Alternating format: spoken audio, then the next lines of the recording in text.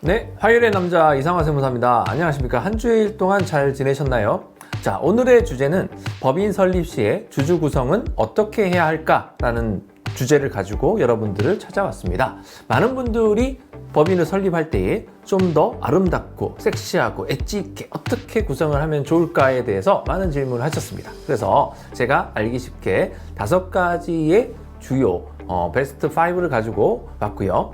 5가지가 모두 다라고 할 수는 없겠지만은 5가지 정도만 알고 설립을 하셔도 상당히 아주 아름다운 법인을 설립할 수 있을 거라고 믿고 시작을 하겠습니다. 자, 들어가 볼까요? 자, 주주의 정의에 대해서 나옵니다. 주주란 무엇이냐라고 얘기가 나오죠. 자, 주식회사라고 하는 것은 주주들이 모여서 설립이 된 회사라고 보시면 되는 거고요. 그 주식회사의 소유권, 우리 부동산 보면 등기부등본을 떼어보면은 몇 퍼센트 이렇게 이제 나와 있지 않습니까? 그 등기처럼 주식회사에는 이 주식회사에 소유한 사람은 김갑동, 누구 이런 식으로 몇 퍼센트의 주식을 소유하고 있습니다 라고 표기가 되고 있는 부분인 건데요. 이분들을 주주라고 합니다. 자, 쉽게 말해서 금전, 출자 등을 통해서 주식회사를 소유하고 있는 자들을 의미한다. 이렇게 된 부분인 거고요. 주주의 자격에는 제한이 없습니다. 물론 회사라고 하더라도 회사는 사람이 아니잖아요. 근데 법으로서 인격을 부여했기 때문에 회사도 다른 회사의 주주가 될 수 있다라고 이해를 하시면 되겠습니다.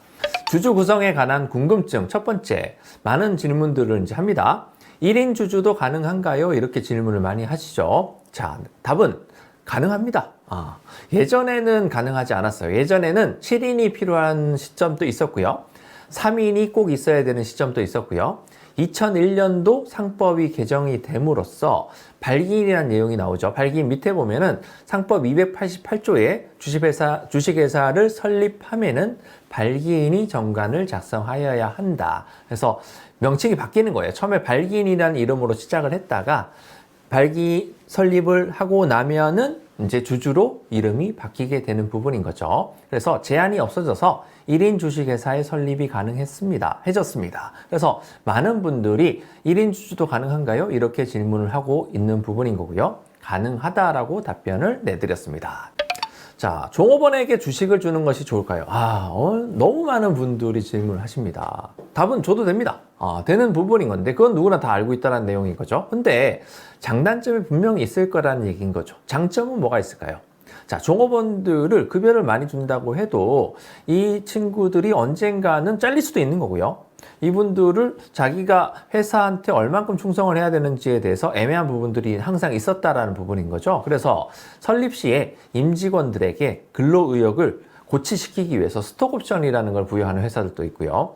다양한 이유로 종업원들을 주주에 참여시켜 놓고 회사가 잘 되었을 때 배당으로서, 급여 말고도 배당으로도 너네들한테도 좀 줄게, 이런 식으로 가는 부분들에 있어서는 장점이 될 수 있겠죠. 그러나 세월이 이제 지나다 보면 이런 문제가 이제 발생을 할 수가 있습니다. 회사 초기에는 큰 이슈가 없겠지만은 회사가 성장을 해버려서 막대한 회사의 규모가 이제 되고 난 다음에는 이제 서로가 부담이 되기 시작을 하는 거예요. 직원 입장에서는 부담이 되진 않습니다. 근데 회사 입장에서는 조금 부담이 되기 시작을 하는 거죠. 처음에 설립을 했었을 때는 회사가 이제 1억짜리였습니다. 그래서 10% 정도를 종업원한테 줬어요. 근데 회사가 100억, 500억 회사가 되었습니다. 그러면 10%면은 10억, 50억인데 이 50억을 달라고 하는 입장에서도 부담스럽고요.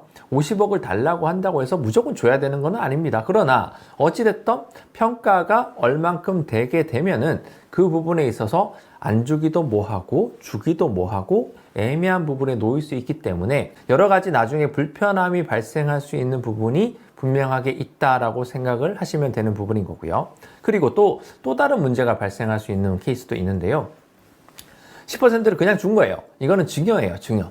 근데 증여 신고도 하지 않았고 죽음 납입이라는 걸 종업원이 실제로 했으면 참 좋은데 종업원이 실제로 죽음을 납입하지 않았다라고 한다 그러면은 나중에 이제 다툼이 생기겠죠. 종업원은 내 주식에 대해서 주세요라고 하면 회사 입장에서는 야, 이게 네가 돈을 넣지도 않았는데 왜 네 거냐? 이렇게 해서 뭐 차명 주식이라고 하게 됩니다. 이런 부분에 있어서 위험성도 또한 존재하게 되는 부분도 있다. 그래서 이번에 대한 내용을 좀 길게 설명을 드렸는데 이거는 사람마다 케이스가 완전히 다르게 됩니다. 그렇기 때문에 아까 1번의 사례보다는 2번의 사례에 대해서는 회사마다 각자의마다 조금 더 진지하게 상담을 요청해 주시기를 바라겠습니다.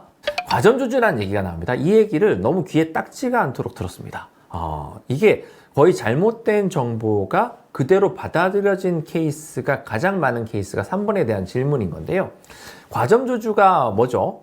50%는 이제 절반이죠. 50%보다 한 주라도 더 있으면은 과점주주라고 얘기를 합니다. 50%를 넘어가죠. 그래서 가반수 결의를 함에 있어서 한 주만 더 많은 사람이 나는 이 내용에 대해서 반대일세 라고 하면은 그 사람 의견에 따라줘야 되는 부분인 거죠. 과점주주라고 합니다. 그래서 과점주주가 되게 되면은 회사의 경영의 전반에 대해서 영향을 미칠 수 있기 때문에 세법에서는 과점주주에 해당하는 케이스에서는 2차 납세 의무라든지 간주취득세 의무라든지 이런 의무를 지우게 됩니다. 그래서 이런 의무를 나는 짓고 싶지가 않아. 그래서 49% 정도를 가지고 한 20%는 친구에게, 30%에는 뭐 누구에게 이런 식으로 나눠주게 되는 케이스들이 생기게 되는 건데요.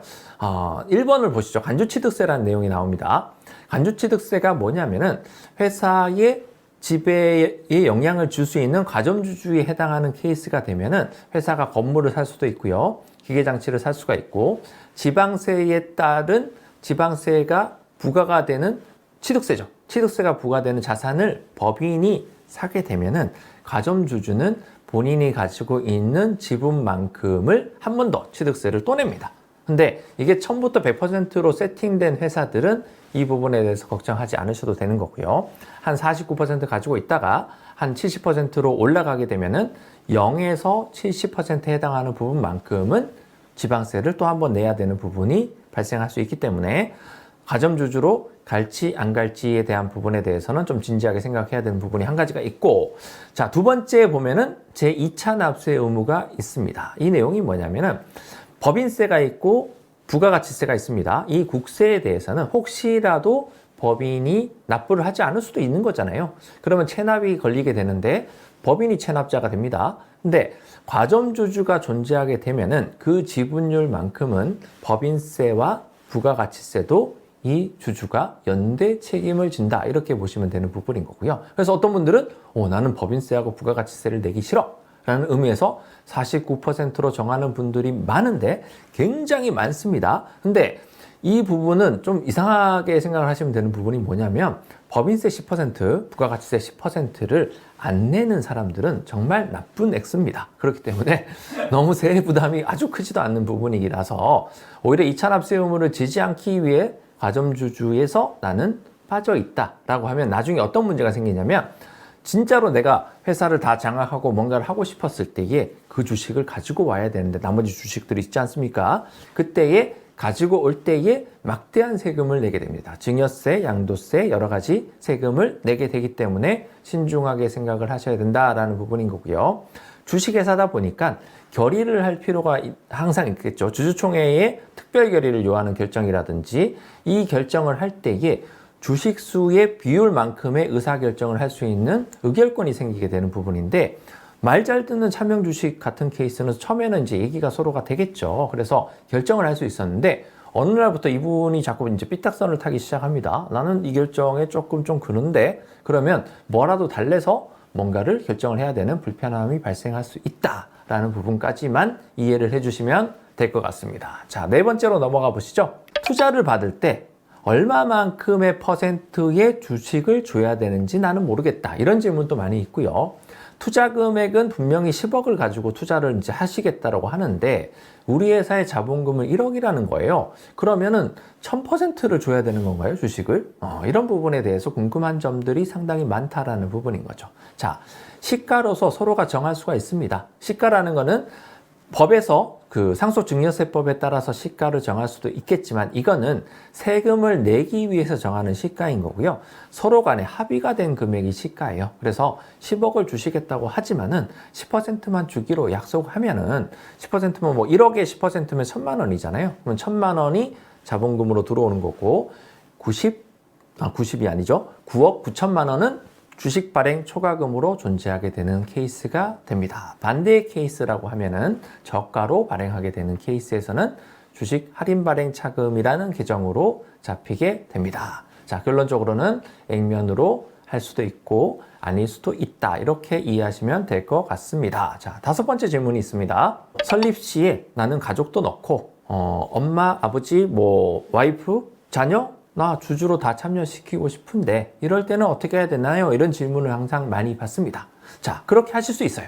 하실 수 있는데 많은 분들이 놓치고 있는 부분들이 있는데 주금 납입을 해야 된다는 부분인 거예요. 그래서 주금 납입을 퍼센트에 맞는 금액만큼을 주금 납입을 해야 되는데 돈이 있어야 되는 부분인 거잖아요.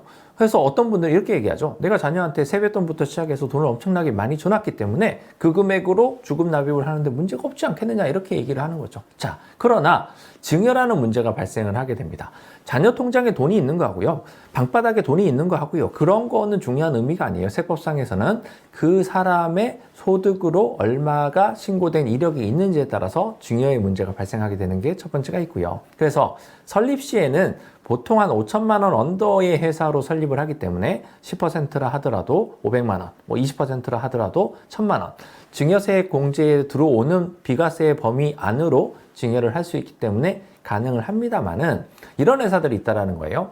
처음에는 5천만 원으로 시작을 하는데 시작하자마자 이 회사가 무지막지하게 달리기 시작하는 거예요. 한 10억씩, 한 50억씩 아버지가 돈이 많으니까 회사에 돈을 넣어서 그 돈으로 뭐도 사고 자금도 이제 뭔가를 하고 여러 가지 성장을 많이 하게 되는 케이스에서 돈이 들어왔게 되면은 오게 되면은 이 부분을 자본금으로 들어갈지 아니면은 부채죠.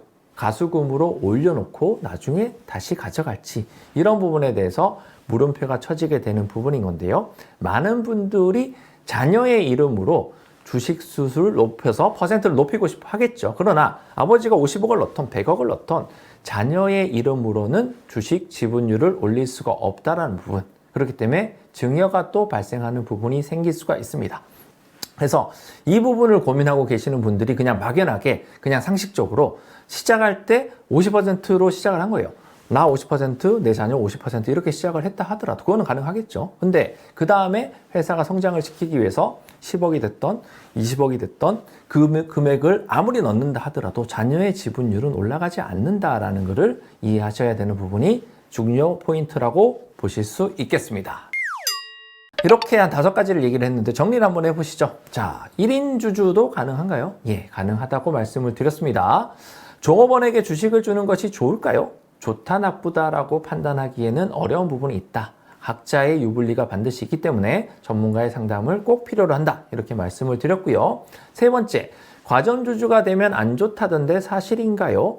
그렇게 보일 수도 있다 하더라도 이 다음에 나중에 더 불필요한 문제가 발생할 수 있기 때문에 이 부분에 대해서도 전문가와 진지한 상담을 필요로 하겠습니다.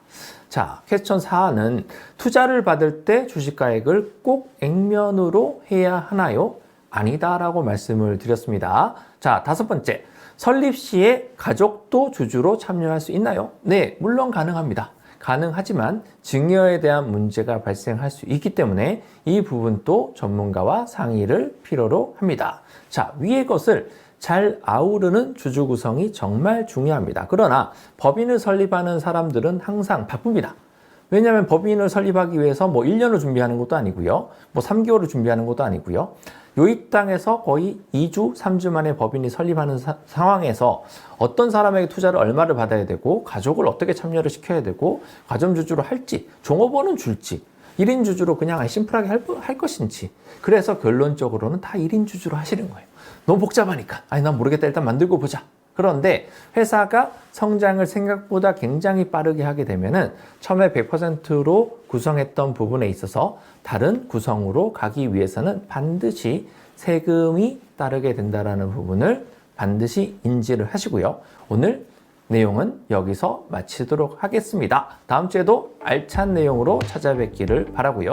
구독, 좋아요, 여러분의 관심이 좋은 영상을 만들기 위한 초석이 된다는 거 반드시 유념해 주셨으면 좋겠습니다.